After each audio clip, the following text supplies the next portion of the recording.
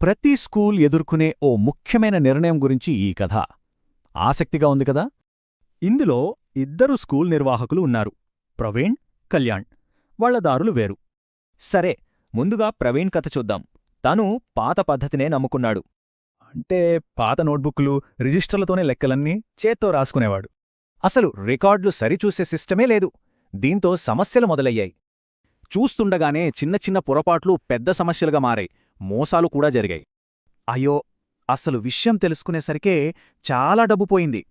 సరే, ఇప్పుడు కళ్యాణ్ కథ చూద్దాం. తను మాత్రం చాలా స్మార్ట్గా ఆలోచించాడు.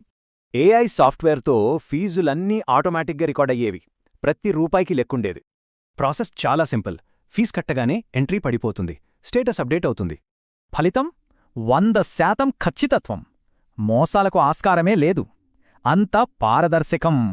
విచిత్రమేంటంటే ఈ సాఫ్ట్వేర్కి ఒక్క రూపాయి కూడా ఖర్చు పెట్టలేదు. పైగా డబ్బే ఆదా అయింది. ఇక్కడే చూడండి అస్సలు తేడా.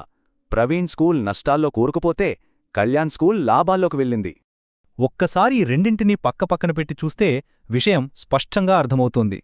సో ఈ కథ చెప్పే నీతి ఒక్కటే: చేతితో చేసే పని నష్టాలకు దారితీయొచ్చు. అదే ఏఐ సాఫ్ట్వేర్ వాడితే డబ్బు ఆదా అవ్వడమే కాదు, స్కూల్ కూడా సేఫ్గా ఉంటుంది. మరిప్పుడు ఆలోచించాల్సిందేంటంటే, ఈ రెండు దారుల్లో ఏది సరైనది?